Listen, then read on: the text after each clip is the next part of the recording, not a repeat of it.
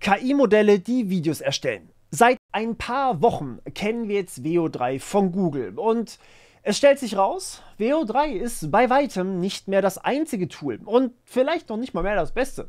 Die anderen Anbieter haben eigentlich nur auf den richtigen Moment gewartet, um zu zeigen, was ihre eigenen Modelle können. Und da uns das sowohl Gutes bescheren kann, wie beispielsweise kreative Freiheit, dass ich bei mir hier zu Hause ein richtiges Kinoerlebnis bauen kann, vielleicht irgendwann in der Zukunft mal, aber halt auch wirklich Probleme machen kann und uns ordentlich auf die Füße fallen kann, will ich euch zeigen, was ich mit den jeweiligen Modellen so hinbekommen habe und auch was eben nicht, damit wir zumindest aktuell erkennen können, was noch echt ist. Und daher, das wird in gewisser Weise auch eine Art Vergleich der ganzen Modelle. Aber hey, gibt's denn wirklich so viele? Und oh ja, es gibt wahnsinnig viele KI-Modelle mittlerweile. Und natürlich haben wir auch Will Smith beim Spaghetti-Essen. Aber fangen wir vorne an. Veo 3 ist von Google und ist eingeschlagen wie eine Bombe, obwohl sie es erst vor ein paar Wochen angekündigt haben. Es flutet TikTok, es flutet YouTube Shorts und sogar auf YouTube Music habe ich schon einige AI-Parodie-Musikvideos abbekommen. Das Besondere bei Veo 3 ist, dass es eben auch direkt den Ton mitgenerieren kann, wenn man das möchte. Das führt direkt auch zur Lippensynchronität, die wirklich beeindruckend ist. Hier ein kleines Beispiel. In the Matrix, even storms are cold.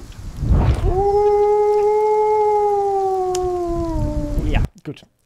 Mittlerweile ist das Ganze auch in Deutschland auf Umwegen verfügbar. Ich habe auf meinem anderen Kanal gezeigt, wie genau ihr darauf zugreifen könnt. Veo 3 ist aber offiziell derzeit nur im Google AI Ultra Abo dabei, das $250 bzw. 125 im Sonderangebot kostet, aber auch nur mit US-Kreditkarte verfügbar ist. Alternativ habe ich für jedes Video, das ich für dieses Video hier generiert habe, also 8 Sekunden Laufzeit und Ton, der dabei ist, habe ich $5 bezahlt. Also nicht alle Videos zusammen, jedes generierte Video einzeln. $5, das ist erstmal, das ist erstmal wahnsinnig viel. Aber ist es das wirklich?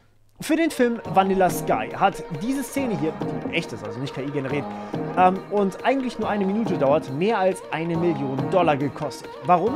Ich musste übrigens hier ein bisschen zusammenschneiden, weil Urheberrecht, klar. Aber warum? Weil, naja, der ganze Times Square musste dafür leer sein. Dazu brauchte man Polizei, eine riesige Crew und so weiter und so fort. Und erst dadurch hat man dieses Gefühl von einem Liminal Space bekommen. Also einem eigentlich belebten Raum, der jetzt eben leer ist. Na gut, schauen wir doch mal. Das hier hat mich $5 gekostet, Veo 3. Wie gesagt, statt $133.000, wenn ich das Gesamtding von einer Minute halt runterrechne auf 8 Sekunden. Das ist schon ein Unterschied und natürlich sieht es nicht perfekt aus, aber man kann das natürlich auch nochmal verbessern und anpassen und so weiter. Kurz zu euren Möglichkeiten technisch gesehen mit Veo 3. Die Videos sind immer in 16:9 und immer 8 Sekunden lang. Mehr kann ich auf der Seite, die ich aktuell benutze, nicht einstellen. Google gibt euch in Flow aber mehr Möglichkeiten, beispielsweise, dass ihr Videos verlängern könnt. Aber beispielsweise schreiben viele User auf Reddit, dass Bilder als Eingabe noch nicht wirklich zuverlässig funktionieren. Auflösung ist immer 720p, also normales HD, kein Full HD. Wobei, fairerweise, Auflösung ist relativ. Man kann das natürlich mit zahlreichen anderen KIs mittlerweile upscalen und dadurch verbessern. Aber schauen wir uns noch mal ganz kurz das Times Square Video an.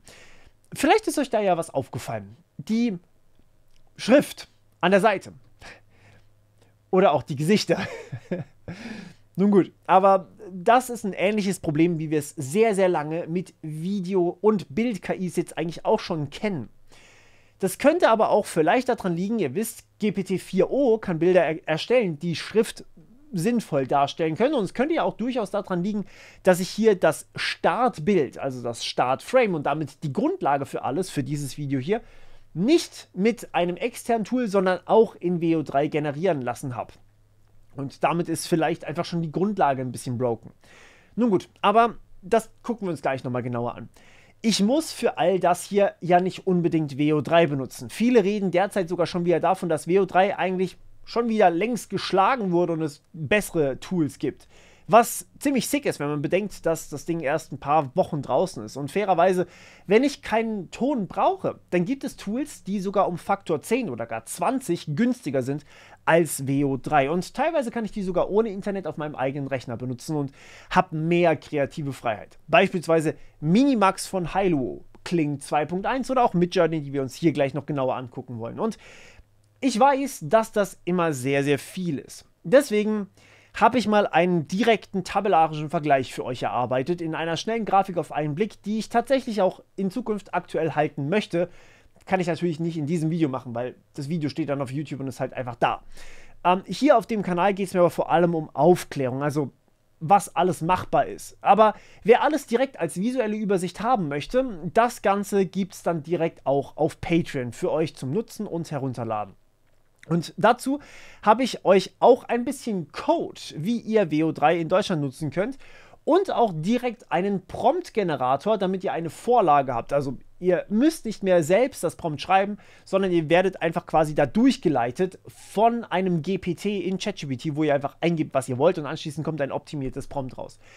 All das gibt es auf Patreon zusätzlich zu einem eigenen RSS-Feed, der euch mit den aktuellsten News versorgt, ohne Clickbait und eben mit einer sinnvollen Zusammenfassung. Gratis Premium beim Morphreader gibt es natürlich auch noch dazu. Und Morphreader, wer ihn nicht kennt, ist meine eigene News-App. Und in den nächsten Tagen kommt auch schon wieder eine neue Analyse von mir auf Patreon für euch raus. Und ich habe sogar noch was speziell für dieses Video hier, was ihr auf Patreon bekommt, aber dazu nachher mehr. Ich weiß, das ist immer ein bisschen schade, wenn ich das hier auf YouTube poste. Naja, dann überlade ich einfach den Kanal mit viel zu vielen Videos. Und wenn ich eben zu oft Videos rausbringe, dann sind manche genervt, wenn ich eben sehr viel Content rausbringe.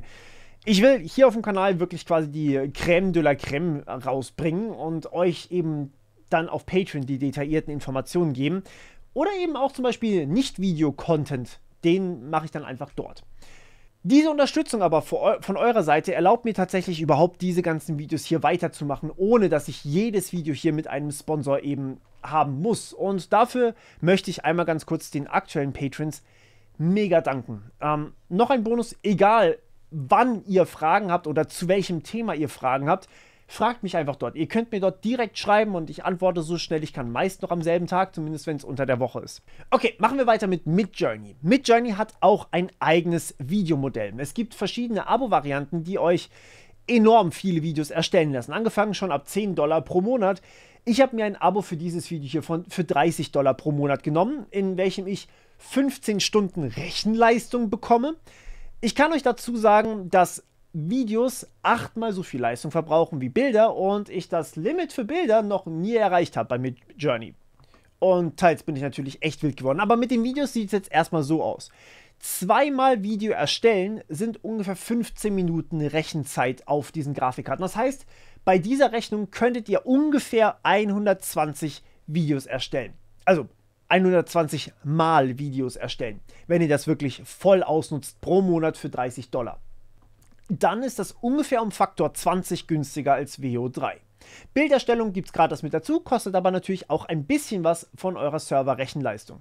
Und ab dem 60 € pro Monat Plan habt ihr sogar dieses Relaxed Video erstellen. Das ist quasi langsamer und hat aber kein Limit, also quasi unendlich viele Videos. Deswegen lassen sich die Tarife nur so bedingt vergleichen. Neben DALL-E war übrigens Midjourney für, naja, gerade die Anfangszeit einer der Platzhirsche für Bilderstellung und ist meiner Meinung nach auch immer noch eins der besten Tools für Bilderstellung, nach eben sowas wie ChatGPT oder Googles Imagen. Aber bei denen ist es halt for free. Midjourney verlangt Geld dafür. Aber gut, wie sieht es jetzt mit Videos aus? Das ist erstmal das Bild, das ich erstellt habe vom leeren Times Square. Bei Midjourney erstelle ich das Video basierend auf einem Bild. Also das, wie gesagt, ist mein erstes Bild, das ich erstellt habe. Und das wiederum kann ich jetzt animieren. Entweder mit starker Bewegung oder mit schwacher Bewegung. Das kann ich einstellen. Und daraus bekomme ich dann sowas hier. Dabei ist, wie gesagt, das generierte Bild erstmal mein Startframe, also der Anfang, das erste Bild, das ich hier gebaut habe. Und naja, ihr seht hier auch, dass die Schrift komplett verwaschen ist oder keine Buchstaben ist und dass da hinten sogar Menschen sind, obwohl ich gesagt habe, es soll ja leer sein, menschenleer sein. Gleichzeitig kann ich dann aber dieses Video theoretisch verlängern. Das heißt, was ich auch gemacht habe, ist, ich habe ein Bild von einem Anime-Mädchen erstellt, das Klavier spielt auf dem Wasser und habe in Midjourney die Option einfach auf Verlängern zu drücken. Dadurch wird aus diesem 4,5 Sekunden Video, was wir gerade gesehen haben, beispielsweise ein 9 Sekunden Video. Und das kann ich machen bis maximal 21 Sekunden. Aber, und das ist wichtig, dieses Limit, wie lange das Video eigentlich sein kann, ist bei Midjourney dadurch erstmal künstlich. Denn ich lege ja fest, welches Bild das erste Bild im Video ist. Nochmal. Ich habe ja dieses Bild hier generiert und das ist das erste Bild für mein Video, für dieses Video hier. Das ist quasi das Startframe. Und das ist genauso hier der Fall. Was ich also machen kann, ist von diesem Video hier extrahiere ich das letzte Bild in diesem Video. So, das letzte Bild ist das, womit das Video aufhört. Und anschließend gebe ich dieses letzte Bild als erstes Bild für mein nächstes Video ein. Und damit bekomme ich dann ein Fortführungsvideo sozusagen. Kleine Anmerkung hierzu, ich habe mir dazu Python-Skripte erstellt. Das heißt, das eine Python-Skript, das extrahiert mir quasi das letzte Frame von dem Video. Und damit kann ich dann ein neues Video erstellen. Die beiden sind jetzt natürlich noch nicht miteinander verbunden. Also ich habe immer noch das erste Video, das 9 Sekunden geht. Und naja, dann habe ich halt ein zweites Video, das 9 Sekunden geht, aber mit dem letzten Frame anfängt. Dann habe ich ein zweites Python-Skript geschrieben und habe die beiden quasi miteinander verknüpft. Das ist jetzt kein Hexenwerk. Dabei rausgekommen ist dann das hier. Das verbindet diese beiden Videos und sieht sehr nahtlos aus. Weil, wie gesagt, das zweite Video beginnt mit dem letzten Bild des ersten Videos. Hört sich an wie ein Hexenwerk. An sich ist es komplett simpel. Es ist aber dadurch ein Video, das nicht limitiert ist. Ich kann das theoretisch nochmal machen und nochmal und nochmal und nochmal. Und damit kann ich theoretisch auch Videos erstellen, die dieselbe Szene unendlich lange darstellen. Also wirklich unendlich lange. Ich habe kein Limit. Ich kann das letzte Frame ja immer wieder als Startframe für das nächste Video benutzen. Übrigens ganz kurz zu den beiden Python-Skripten, die findet ihr selbstverständlich auch beide auf Patreon dann. Wichtig ist also erstmal, es ist gar kein Indikator, wie lange eine Szene geht. Wenn ihr glaubt, dass eine Szene, weil sie nur 8 Sekunden geht oder weil sie nur 5 Sekunden geht, ist die KI generiert. Wenn sie 1 Minute lang geht, kann sie trotzdem leider KI generiert sein. Das ist nicht mehr vorgeschrieben, das ist künstlich. Bei den meisten TikToks sieht man zwar meist, dass sie eben nur 8 Sekunden sind, weil euch Veo darauf erstmal limitiert, aber ein echtes Muss ist das erstmal nicht. Und lange dauern, bis es automatisch weiter generiert wird das auch nicht mehr. Das Besondere bei Midjourney ist allerdings, vor allem, ihr kriegt nicht immer ein Bild und ein Video zur Auswahl, ihr kriegt volle 4, sowohl Bilder als auch Videos übrigens. Das ist ziemlich cool, denn ja, es kommt durchaus mal vor, dass einige Videos oder Bilder nicht so aussehen, wie man möchte. Und das habe ich eingerechnet übrigens. Also ihr könnt diese 4 Videos 120 Mal generieren lassen. Es ist eingerechnet, dass ihr 4 Stück auf einmal erstellt. Allerdings, Midjourney bietet euch keine HD-Videos, sondern nur SD. Allerdings auch hier, Upscaling ist natürlich nicht mehr das, was es mal war. Beispielsweise Cosmos von Nvidia ist gratis und das kann man auf seinem eigenen Rechner ausführen. Also ist Auflösung nur so ein halbes limitierendes Ding. Okay, das sind jetzt die beiden großen US-Tools. Aber wir haben noch 3 Tools aus China, die fast noch mächtiger sind, von denen ich mich aber auf 2 hier beschränken muss. Starten wir mit Hailuo und ihrem Modell V2 bzw. Minimax V2. Hailuos ganz besonderes Argument ist der Preis. Hailuo hat eine gratis Testphase. Also registriert man sich, bekommt man 500 gratis Credits, die man allerdings in 3 Tagen verbrauchen muss. So, Credits ist immer so ein Ding, das ist so eine künstliche Premium-Währung. Umgerechnet ein Video in HD kostet euch 25 Credits für 6 Sekunden Video. Ihr bekommt also buchstäblich fürs Registrieren erstmal 20 Videos geschenkt. Dafür müsst ihr allerdings Wartezeiten in Kauf nehmen und die können durchaus lang sein, je nachdem, wann ihr nach einem Video fragt. Und ihr müsst mit Abbrüchen rechnen. Es kam durchaus mal vor, dass ein Video nicht ganz zu Ende gerechnet wurde. Ihr könnt Bild zu Video oder auch Text zu Video machen. Und wenn ihr nicht warten wollt, beziehungsweise mehr Credits wollt, gibt es selbstverständlich bei denen auch ein Abo ab $10 pro Monat für 40 Videos. Das sind 25 Cent pro Video statt eben Veos $5 pro Video. Das ist schon ein drastischer Unterschied. Noch besser ist allerdings die Plattform. die ich auf dem Tutorials-Kanal vorgestellt habe. Da ist es natürlich wieder ein bisschen limitiert und ihr müsst vielleicht ein bisschen mehr Aufwand betreiben, damit ihr was generieren könnt, aber da zahle ich 27 Cent pro Video und das ist an gar kein Abo geknüpft. Das heißt, ich zahle das einfach pro Video flat, auch wenn ich vielleicht gar nicht mal alle Videos generiere, die mir die Credits erlauben, weil die Credits verfallen ja auch irgendwann wieder. Ist mir persönlich deutlich lieber. Und ja, deswegen habe ich mir selbstverständlich auch das Abo bei Hailuo gespart. Hailuo hat zwar erstmal keine besonderen Features wie jetzt der Sound bei Veo oder Midjourney, dass es immer 4 Stück auf einmal generiert, aber es ist eben so unfassbar günstig und naja, das heißt, es ist natürlich damit günstiger, mehr Content zu erstellen. Die Tricks zum Verlängern, die könnt ihr auch bei Hailuo einrichten. Und dann möchte ich einmal auf unser letztes Tool verweisen. Das wäre Kling. Genauer gesagt, Kling in der Version 2.1. Kling ist wirklich sehr beeindruckend von der Qualität und von den Möglichkeiten, die es euch gibt. Weniger vom Preis her, aber trotzdem immer noch günstiger als natürlich Veo 3.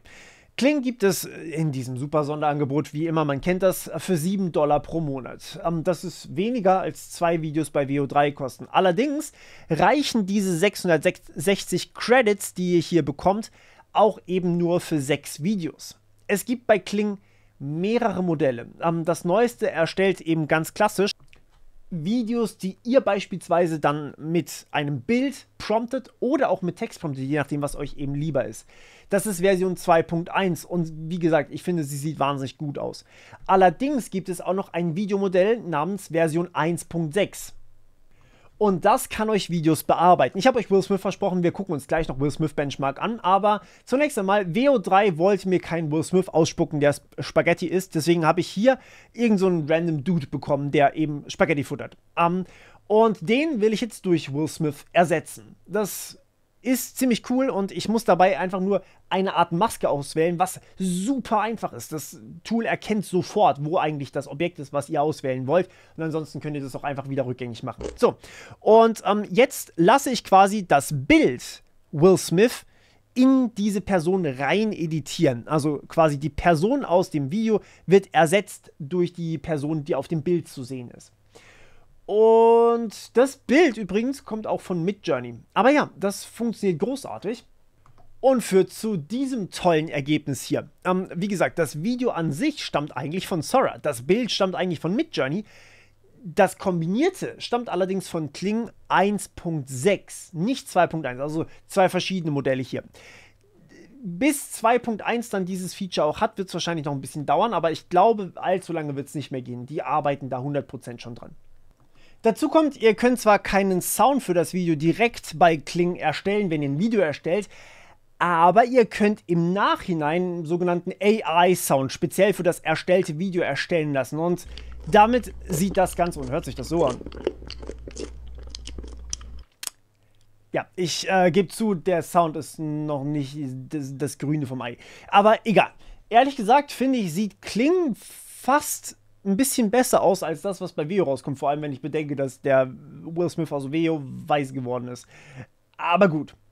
Next up. Ein kurzer Shoutout an die übrigen Modelle, die ich hier nicht mehr genauer behandeln will. Gen 4 von Runway, OpenAI, Sora und Seedance von ByteDance, der Mutter von TikTok. Zunächst mal Seedance hier, das ihr schon die ganze Zeit hier seht neben mir. Dieses Tool ist ein bisschen teurer als Hailuo, sieht, finde ich persönlich, sehr gut aus, bleibt aber immer wieder hinter den anderen Vieren im Test zurück. Das kann natürlich gut auch an mir liegen, aber es ist preislich einfach so in der Mitte und es gibt jetzt auch nicht wirklich Features, die ich bei den anderen Tools irgendwie nicht hätte. Deswegen habe ich mich hier ein bisschen limitiert und das einfach ein bisschen ausgeklammert. Ihr seht es, wie gesagt, hier neben mir. Auch Gen 4 von Runway und Sora von OpenAI habe ich für diesen Test ein bisschen ausgeklammert. Wie ihr vielleicht wisst, teile ich solche KI-Tools eigentlich immer ganz gerne in Generationen ein. Und Veo 3 hat für mich wirklich eine neue Generation von Video-KIs begründet einfach. Gen 4 von Runway ist, naja, vom 31.03., also noch nicht so lange her und kann einfach nicht so ganz mithalten mit dem, was die anderen Tools tun. Und auch wenn man das vielleicht nicht merkt, ich versuche euch hier die Tools vorzustellen, von denen ich wirklich finde, dass sie bahnbrechend und neu sind. Gen 4 ist eher sowas wie Generation 2.5 gewesen und kein so signifikanter Fortschritt zu Sora gewesen. Und apropos Sora. Sora kam im Dezember letzten Jahres raus und hatte seither kein signifikantes Update mehr. Es ist für mich einfach die Generation 2. Ich will an der Stelle mal den Vergleich für Bilder oder bildgenerierende KIs heranführen. Das waren für mich eigentlich ziemlich genau die DALL-E-Generation. DALL-E Generation 1, 2 und 3 und dann GPT-4o, das quasi DALL-E ersetzt hat, mit Generation 4. Ihr seht ungefähr die Zeit, also wann jeweils welche Generation rauskam. Für Videos sehen die Generationen faszinierenderweise noch kürzer aus. Also das hier ist Will Smith vor etwa 2 Jahren. Ja. Können wir ganz kurz anerkennen, dass Will Smith beim Spaghetti-Essen einfach ein AI-Benchmark geworden ist. Ich will ihn hier einfach mal fertig laufen lassen, weil ich es einfach so unfassbar gut finde. Ja, 2 Jahre ist das her. Nicht mal ganz. Aber gut, das hier ist übrigens das Video von Sora, das ich gerade für dieses Video hier frisch erstellt habe. Allerdings, wie gesagt, Sora ist Generation 2. Man sieht es an den Spaghetti. Die morphen ganz, ganz komisch hin und her. Es gibt wilde Jump-Cuts, die so nicht wirklich Sinn machen. Und irgendwie ist es ein bisschen komisch. Und nun gut, dann habe ich hier die 3. Generation nochmal für euch, die wir bei Kling gerade gesehen haben. Und das ist schon nochmal ein anderes Level, würde ich behaupten.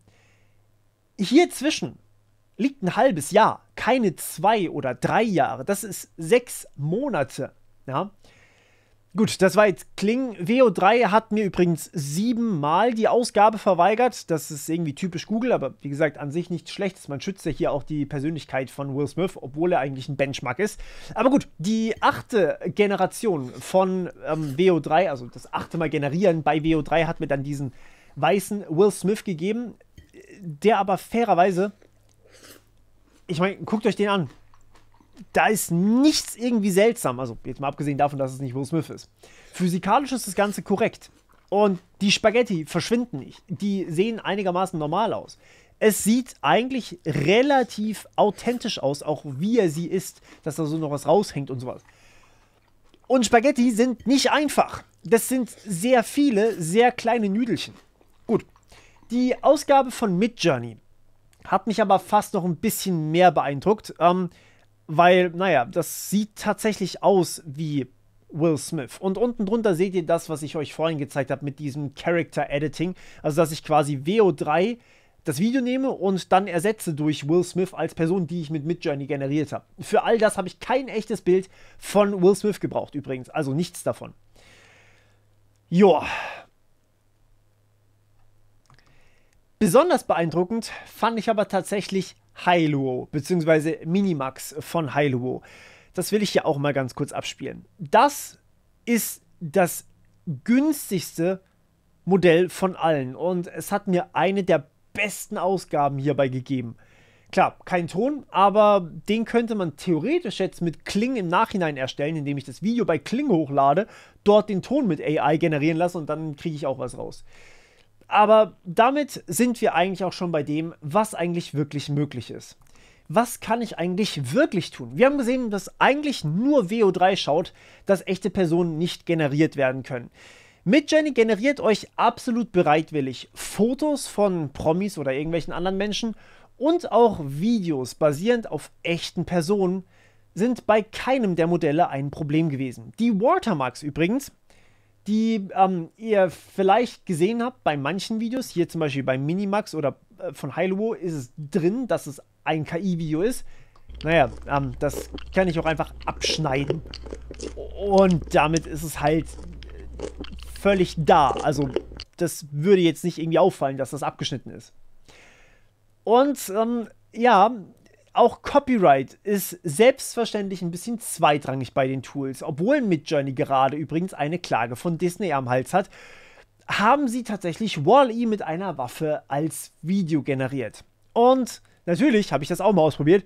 Und siehe da, Wall-E vs. Stitch in einem Jedi-Battle, das klappt wunderbar als Bild.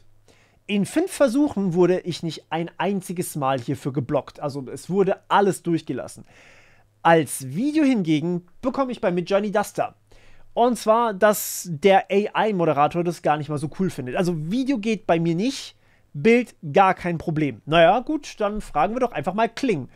Und ich würde sagen, das hat nicht nur funktioniert, das sieht richtig, richtig gut aus. Also, der Regen ist nicht komisch oder so und fliegt nicht nach oben. Allerdings wären wahrscheinlich beide von diesen kleinen Sith Lords da an manchen Stellen draufgegangen, weil sie getroffen wurden. Aber Kleinigkeiten, kann man rausschneiden.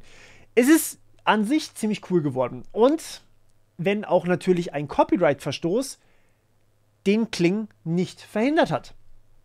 Gehen wir nochmal ganz kurz zu Text zurück. Text ist ja klassischerweise sehr schwer gewesen für KI-Modelle, die Bilder erzeugen. Also Videos, kompliziertere Bilder. Und deswegen habe ich mal geguckt, ob ich nur ein Bild mit Midjourney hinbekomme, wo der Text vernünftig drauf ist. Also ein Anime-Roboter, der gerade ein Buch liest, auf dem Advanced Reinforcement Learning draufsteht. Midjourney hat damit immer noch ordentlich Probleme. Ihr seht hier, ich habe das Ganze mit Version 7 generiert. Das ist die neueste. Allerdings, ChatGPT 4o hat gar keine Probleme damit. Auch mit dem leichten Überdecken durch den Finger hier. Dieses Bild habe ich jetzt einfach mal als Start für ein Video genommen. Wie gesagt, VO3, das geht nicht. Kling, Midjourney und Hailuo können allerdings ein Startframe gesetzt bekommen. Das heißt, dieses Bild ist sozusagen der Anfang von den Videos. Midjourney weigert sich allerdings, das Video zu erstellen, wegen Copyright, das ich irgendwie ein bisschen lustig finde. Aber es geht mir ja hauptsächlich darum, einen Text zu generieren, beziehungsweise gucken, ob der Text sich verändert. Deswegen schauen wir uns das nochmal bei Kling an. Kling schafft es tatsächlich zu erkennen, dass der Text eigentlich da sein sollte. Der Text bewegt sich komisch und ist nicht ganz fest, er morpht ein bisschen hin und her. Er verschwimmt und wird undeutlich, aber schaut mal aufs Ende von dem Video, da ist der Text plötzlich wieder lesbar, was ich faszinierend finde. Und ja, man erkennt, dass das Video dadurch einfach KI generiert ist. Aber können wir uns darauf verlassen? Naja, nicht so ganz. Auch hier, das ist mit Hailuo generiert. Ich finde Hailuo wirklich sehr beeindruckend. Schaut euch kurz den Text an. Es geht hauptsächlich um den Text hierbei, auch wenn der Roboter am Ende cute nach oben guckt. Aber der Text bleibt ziemlich zuverlässig eigentlich lesbar und an einer Stelle. Trotzdem, man sieht es natürlich, dass er sich nicht so ganz an die Buchoberfläche anpasst. Also er bewegt sich ein bisschen anders, als das Buch sich bewegt. Man sieht also durchaus, dass der Text nicht so ganz da reinpasst. Ich lasse es nochmal kurz laufen, damit ihr das sehen könnt. So, hier.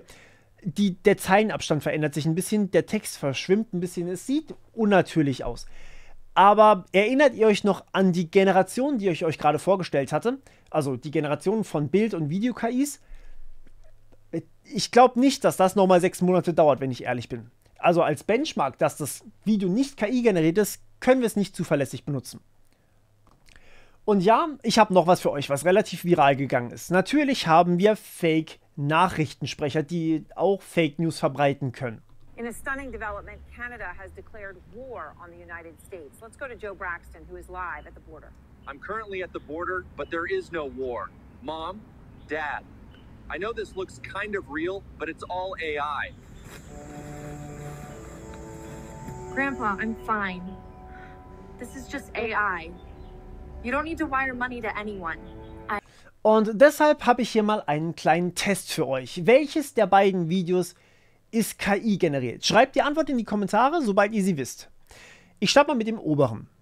Wie stehst du zu künstlicher Intelligenz? Ich bin mir da ehrlich gesagt noch unsicher. Und das untere? Mädels, wie viele Bundesländer hat Deutschland? 16. 10 Flächenländer und 6 Stadtstaaten. Plot Twist: Beide Videos sind KI generiert. Das erste habe ich mit VO3 selbst erstellt und es war der erste Versuch, der da rausgekommen ist. Das zweite ist von TikTok. Und leider eines von wahnsinnig vielen Beispielen. Ernsthaft, ich finde fast keine Straßenumfragen mehr auf TikTok, die nicht KI generiert sind. Tatsächlich konnte ich aber kein Video erstellen, in dem Donald Trump selbst gedeepfaked wird. Immerhin das. Ist aber vermutlich nur eine Frage der Zeit, bis jemand diese Richtlinien auch aushebeln kann. Also diese Sperre kam bei allen Plattformen. Vergesst aber hier nicht, dass ihr grundsätzlich echte Bilder oder täuschend echte Bilder als Start nehmen könnt und dann animieren könnt.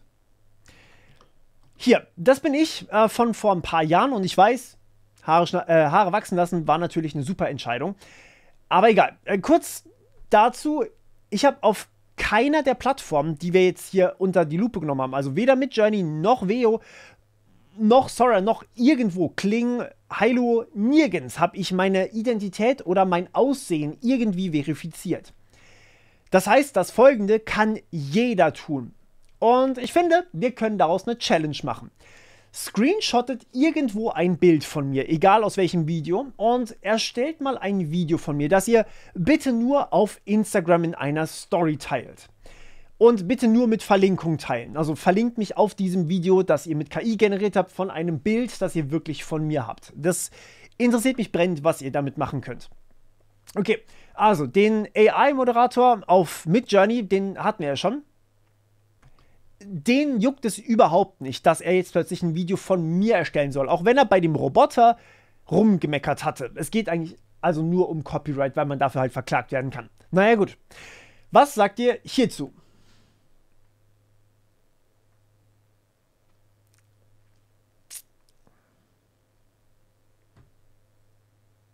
Ja, kann direkt auf TikTok, oder? Achso, und ihr könnt selbstverständlich auch in Midjourney, wie gesagt, die Videos verlängern lassen. Ich habe hier nicht diesen Trick von vorhin benutzt, sondern einfach nur die Videos ganz normal verlängern lassen und hier geloopt. Deswegen habt ihr so einen kleinen abgeschnittenen Bereich, wo es dann wieder in den Anfang reingeht.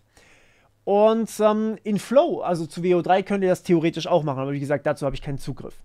Achtet hier aber vor allem mal auf die Schrift auf meinem T-Shirt. Und, naja, also das ist schon sehr glaubhaft, würde ich sagen. Und ganz ehrlich, schaut euch auch mal im Hintergrund die Spiegelung auf meinem Schrank an. Den Schrank kennen wir hier hinten dran, ja. Das hier spiegelt leicht, wenn man die Beleuchtung drauf macht. Diese Spiegelung wurde von diesem KI-Modell erkannt und auch mit animiert. Es ist nicht ganz korrekt allerdings, aber komm schon, das ist wahnsinnig gut. Und ja, so wie es aussieht, hatte ich wahnsinnig viel Spaß auch beim Tanzen, was komplett realistisch ist, natürlich. Aber ihr seht vermutlich auch, dass ich das selber nicht bin. Es gibt so einen gewissen Uncanny Valley-Effekt, richtig? Ich habe mir das mal genauer angeguckt. Stellt sich raus, der Augenabstand hat sich verändert. Also mein Gesicht sieht ein kleines bisschen anders aus. Und auch meine Nase ist gewachsen nach der ersten Drehung. Müsst ihr mal drauf achten. Das sieht man ganz, ganz leicht hier. Und ja, es sieht auch so aus, als hätte man einen kleinen Filter drüber gelegt, weil man meine Armhaare überhaupt nicht mehr sieht. Aber fairerweise, ich glaube, man sieht die in der Beleuchtung sowieso nicht so gut. Hailu ist nochmal anders wild. Die hatten wohl ein bisschen andere Trainingsdaten. Es tut mir leid, ich kann das nicht angucken, ohne dass ich lachen muss. Aber auch hier, achtet mal auf mein T-Shirt und achtet auf die Spiegelung im Schrank hinten dran. Hier ist die Spiegelung im Schrank noch mal krasser, finde ich. Ich bin zwar ein bisschen schlanker geworden in der Spiegelung, aber die Bewegung passt zu dem, was sich hinten im Schrank spiegelt. Und auch das T-Shirt fällt einigermaßen realistisch. Das ist alles nichts mehr, was wir als Indiz benutzen können, außer vielleicht das komische, creepy Grinsen. Und ja, kein Scheiß, die Kling-AI-Sache tanzt besser als das, was ich jemals rausbringen könnte. Also wirklich, das würde ich niemals hinbekommen. Aber fragt mich bitte nicht, woher dieser komische Stuhl im Hintergrund kommt. Den sieht man zwar nicht, aber der steht da jetzt einfach so. Das nimmt einfach an, dass da halt ein Stuhl vor mir sitzen würde. Aber genau dieses Video hier kann ich jetzt beispielsweise in Multi-Elements geben. Und Multi-Elements ist das Tool, wo ich quasi einzelne Bestandteile aus dem Video ersetzen kann. Und den Morpheus da endlich rausschneiden kann, damit ihr nicht mehr mir beim Tanzen zugucken müsst, sondern irgendjemand ansehnlicherem. Diese Person ist selbstverständlich auch nicht echt, sondern direkt mit GPT-4o generiert und dann eben, wie gesagt, mit Kling über mich drüber ersetzt. Und ja, achtet darauf, dass das hier noch Kling-Version 1.6 ist, nicht 2.1. 2.1 kann das noch nicht. 2.1 kann noch keine Elemente aus dem Video ersetzen. Trotzdem sieht man keinerlei Rückstände von dem Morpheus da im Video. Das ist jetzt 1:1 nur noch sie hier. Ernsthaft, also es ist zwar ein komischer Filter drauf, aber wenn das jetzt auf 2.1 abgegradet wird, ich glaube nicht, dass da noch irgendjemand plötzlich denkt, so, hä, das sieht jetzt unecht aus, das macht keinen Sinn. Die meisten Leute würden wegswipen, weil es irgendwie ein uninteressantes Video einfach ist. alles in allem sehen wir, würde ich sagen, ziemlich genau, was ich bei Generation 3 KI-Videomodelle erwartet habe. Das Ganze ist noch nicht perfekt. Man sieht, dass es KI ist. Man hört auch beim Ton, dass es KI generiert ist. Zumindest manchmal. Veo ist lächerlich gut leider, aber es ist beinahe unmöglich, wenn man nicht weiß, worauf man achten muss. Oder auch, wenn das, was generiert ist oder wird von Veo oder den anderen Tools, wenn das eben gerade diese Merkmale nicht enthält, also sowas wie Text oder sehr komplizierte Bewegungen, wenn die einfach nicht dabei sind, dann wird es echt schwer, da irgendwas zu finden, woran man festmachen kann, dass ein Video KI generiert ist. Vor allem, wenn wir uns überlegen, dass vieles heutzutage sowieso CGI ist, also quasi digital erstellt wird. Und das trifft natürlich alle, die künstlerisch irgendwas machen mit Videoerstellung, wie ein Schlag ins Gesicht. Klar, man würde sich freuen, wenn man kein Geld mit seiner Arbeit verdienen muss. Man würde sich freuen, weil man plötzlich viel, viel kreativer sein kann. Ich würde euch gerne richtig coole, kreative Folgen von Mr. Robot, aber bei mir zu Hause erstellen und die dann hier auf YouTube stellen. Gleichzeitig ist das aber durchaus negativ konnotiert, sag ich mal. Und zwar vor allem zum Beispiel deswegen, weil Synchronsprecheragenturen bereits einen Rückgang von 60% bemerkt haben. Das zeigt uns, wo die Reise eigentlich wirklich hingeht. Weiterhin möglichst viel Geld machen und möglichst viel automatisieren. Darum geht es nicht, dass wir das Problem angehen und sozial und gesellschaftlich lösen, sondern es geht eigentlich nur darum, den Profit zu maximieren. Nicht den Spaß und die Leidenschaft zu maximieren bei der Arbeit, sondern eher sowas wie komm in die Gruppe und kauf meinen Scheiß. Und darum geht es eigentlich hauptsächlich. Ich wiederhole noch mal ganz kurz, was ich im Sora-Video vor ein paar Monaten schon gesagt habe. Wir sind auf das alles nicht vorbereitet. Video ist noch mal ein ganz anderes Level als nur Audio. Und demnach bis zum nächsten Mal im Cyberspace. Ciao.